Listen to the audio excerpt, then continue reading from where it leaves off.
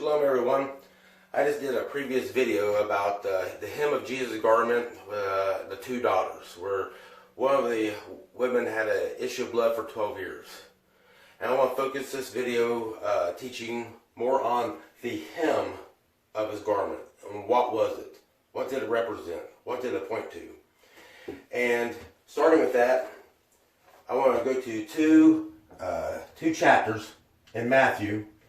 And the first one is Matthew 9:20 through 22. This is a woman with the issue of blood.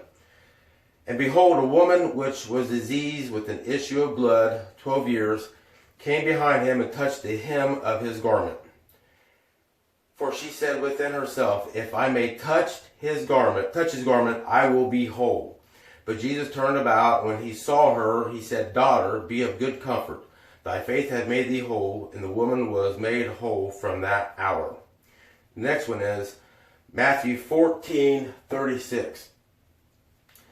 And when they were gone over, they came into the land of Gennesaret. And when the men of that place had knowledge of him, they sent out into all that country around about, and brought unto them all that were diseased, and besought him that they may not only touch the hem of his garment, and as many as touched his hem were made perfectly whole. So you got two verses right here, two chapters, where it talks about the hem of Jesus' garment. And the hem. And when you do a word search, word study on the hem right here, you can go to Blue Letter Bible, and you can look these up right here, and or get you a Strong Concordance, and look up what this word hem means in these two verses. And it's since this wasn't written in Greek in Matthew here, it's the Greek for G2899. And the Greek word here is kraspedon. Kraspedon, which means a fringe or tassel.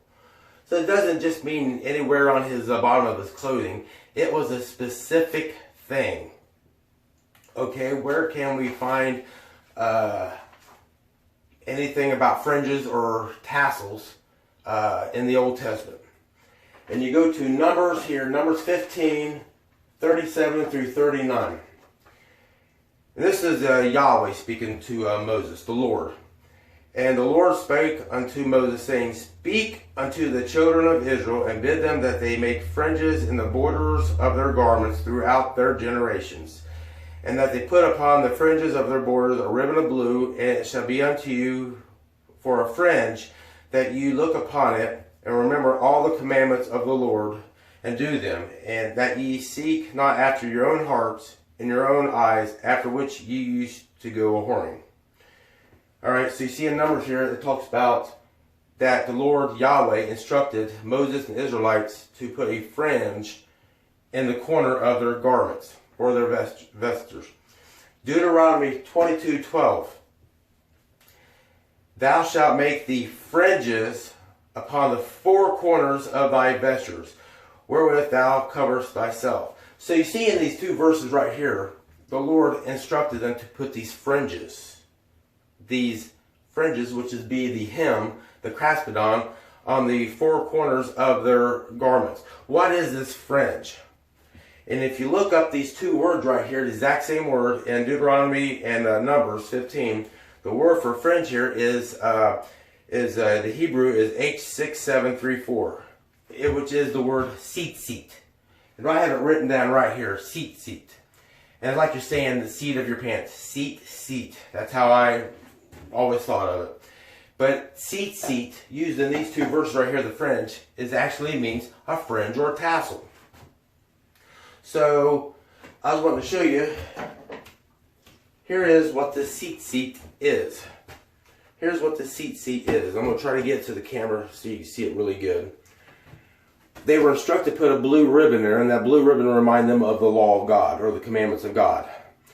What they have done is, and there's two kinds of tzitzits. There is a Sephardic one, that's what this is, and then there is a kenzai. And they both have different meanings. Same thing, but different meanings. What they have done is, if you can look, right here, I'm trying to get this, the Jews have tied a knot, then they took the blue thread, they took the blue thread and they wound it 10 times. Made a knot, wound it 5 times. Made a knot, wound it 6 times. Made a knot, and last time they wound it 5 times, made a knot, tied it off, and it hangs down, which you can see the blue ribbon in there, which reminds them of the law of God.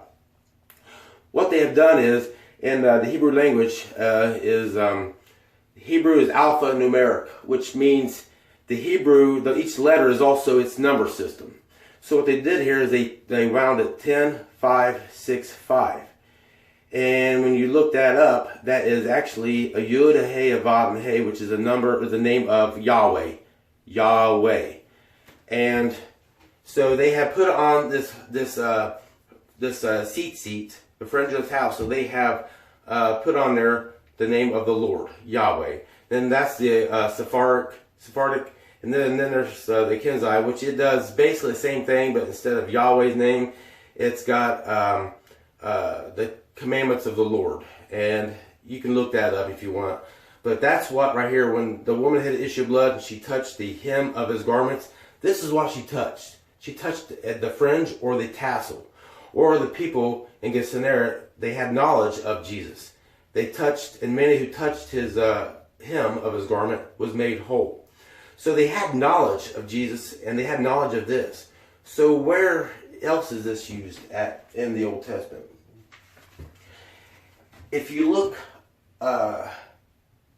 if you go to Malachi 4:2, Malachi 4:2, and this is where I think the woman had issue of blood, and there's other men or other people in 14. They said they had a knowledge of him.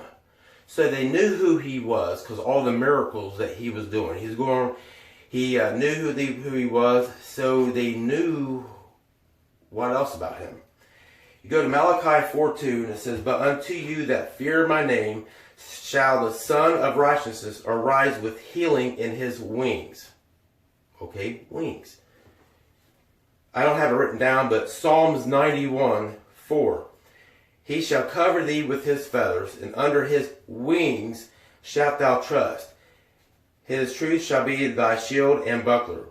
Well, you see in Malachi 4:2 and Psalms 91:4, the word wings is used. When you look up the word wings, it's in the Strong Concordance, and check out that word wings. It's the word, now it's not the same word as seat, but it's kanaf. Kanaf means exactly the same thing. It means fringes or tassels on the border of the garments. So I think what it is, in Malachi 4:2 it says, "The Son of Righteousness shall rise with healing in his seats, his tassels." And this is referring to the coming Messiah. So they knew who he was. So when they saw him come along, and he was wearing, and they wear something called a talit. A talit. I got one right here. I got written down right here, a talit, which means a small tent, little tent. And this is a talit right here. This is a modern talit. And we unravel it here. You'll see a lot of Jews wear this over on the Temple Mount. This is a mini talit, a small one.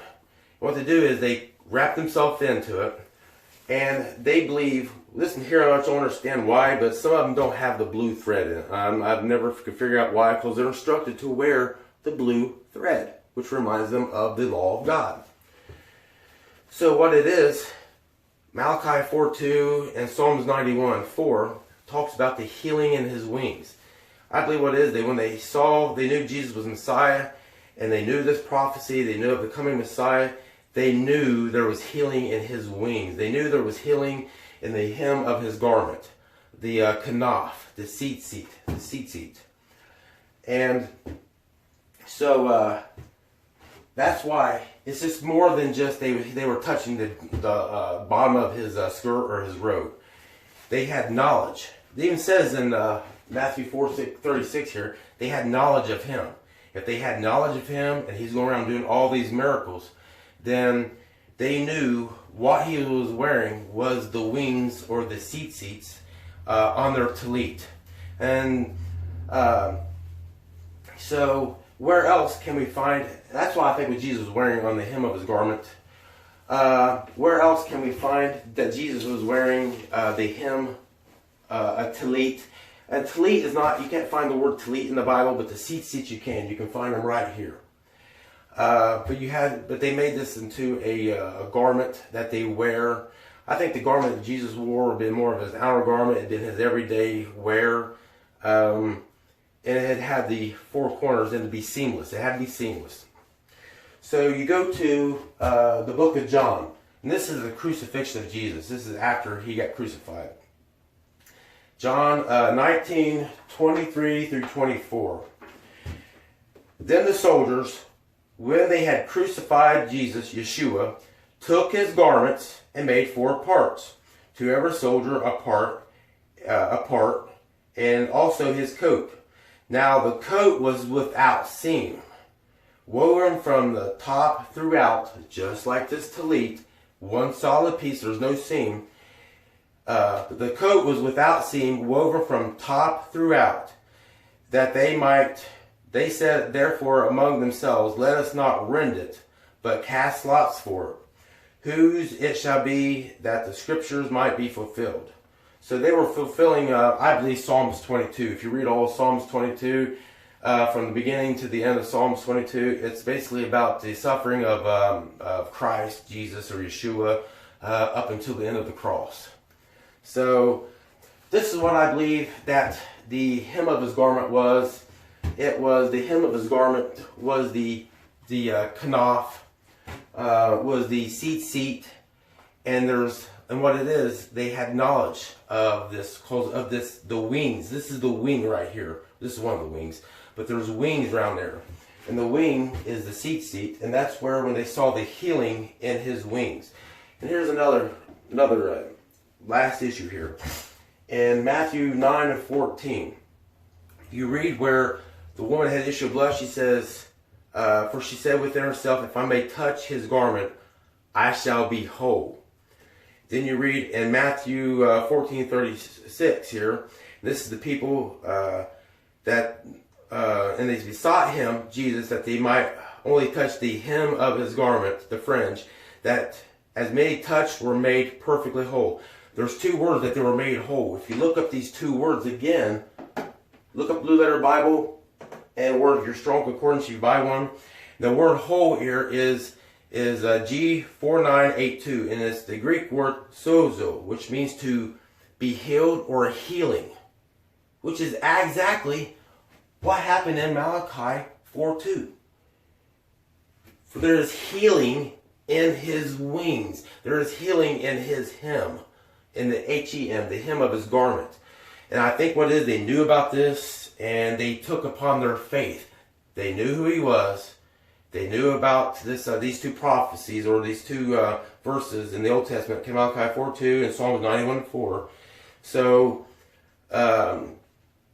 I just want to say, I think it's really much deeper than what I always thought was, or I've been taught in Sunday school and church. The hem of his garment was just a bottom of his skirt. You see pictures of it, and I don't believe that's what it was.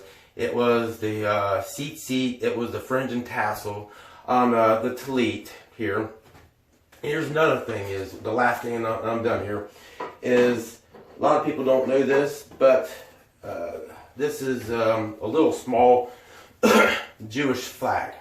You can see the star of Megan David, the Star of David on there. Most people don't realize that when they 1948, and I think it was a short time after, they came up with the star, or the flag of Israel. This right here is basically patterned after the tallit. See the blue? Right there it is. See the blue in here? The stripes. So the Israeli flag, the Jewish flag, is actually a giant tallit. So they patterned it after the tallit. I hope the next time you see this story about the hem of his garment, you'll think about this. You'll think about the seat, the kanaf, the fringe, the tassel, the healing in his wings. I hope you enjoyed this teaching, and I hope you all have a good day. Shalom.